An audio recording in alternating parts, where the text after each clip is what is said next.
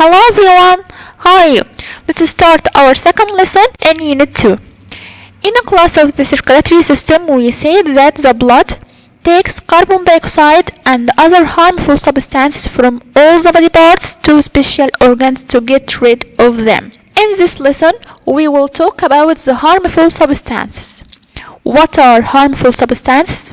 How are they formed? How can the body get rid of them? But firstly, let me remind you, in grade 4, in a class of respiratory system, we talked about respiration process and said that it is the process by which a human gets energy from burning of the digested food. From burning food, we get energy and carbon dioxide as a waste material that the body wants to get rid of it. So the first harmful substance that the body wants to get rid of it is carbon dioxide. And in our previous studies we talked about the digestive system and said that the digestive juice which exists in the stomach changes protein into a semi-liquid substance.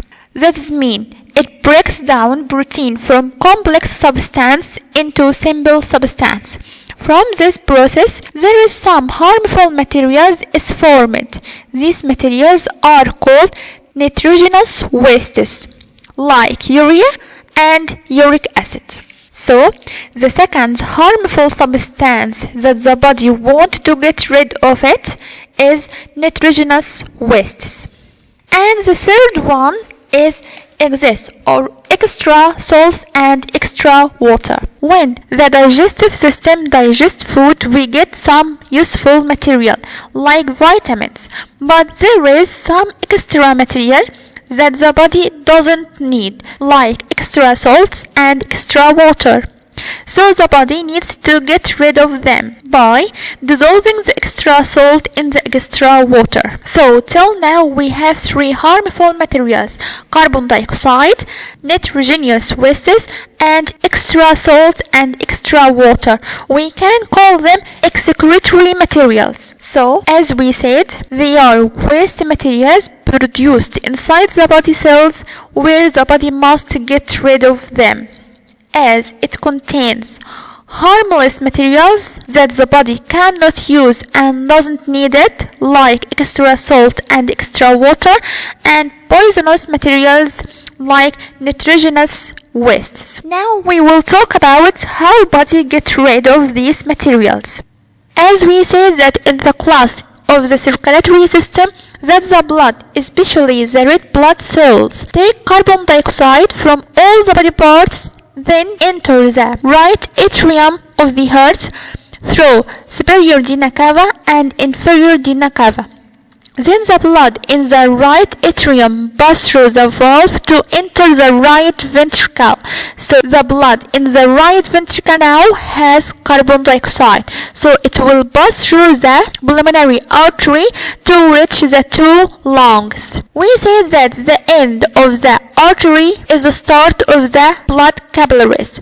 Blood capillaries which surrounding the alveoli. So blood capillaries has the blood that has carbon dioxide which surrounding the alveoli which has the oxygen. This is the alveoli and this is the oxygen, and this is the blood capillaries that has carbon dioxide. Then the exchange of gases will happen as the carbon dioxide in the blood capillaries will go to the alveoli and the oxygen in the alveoli will go to the blood capillaries. So now blood capillaries has blood full of oxygen and alveoli has the carbon dioxide. After that, carbon dioxide be driven outside the body during the exhalation process. The second type of materials that the body wants to get rid of it is extra salt and extra water that are driven outside the body through the skin. As the blood carries it to the skin, especially to the sweat glands, to come out of the body as a sweat. But there is another way to get rid of it. As the blood take these wastes to the urinary system.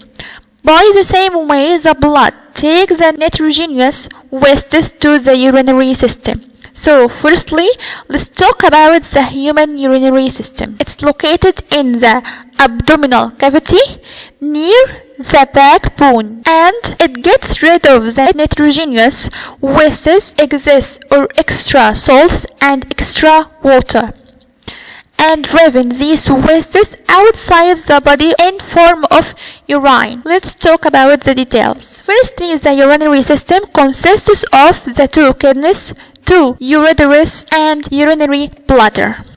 The two kidneys, they are bean-shaped organ located on both sides of the backbone. The two ureteres, they are two narrow tubes that connect the two kidneys to the urinary bladder.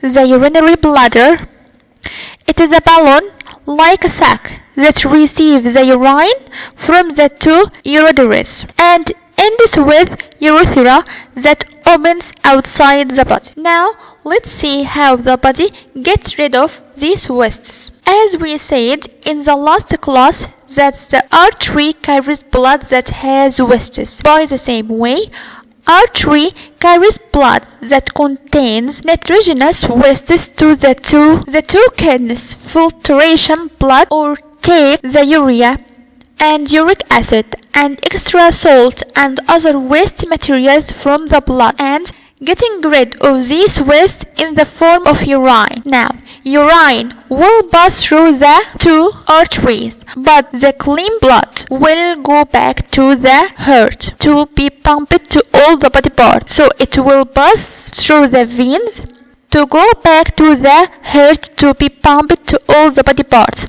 but the urine passes through the two ureteres to be transferred from the two kidneys to the urinary bladder. The urinary bladder will store urine for some time until it released outside the body through the urethra. Again, the blood which has harmful wastes like extra salt and extra water will pass through the artery until it reaches the two kidneys. In the two kidneys, it will filter the blood as it takes the wastes like urea and uric acid and extra salts and other waste materials in the form of urine and let the urine pass through the two ureteres.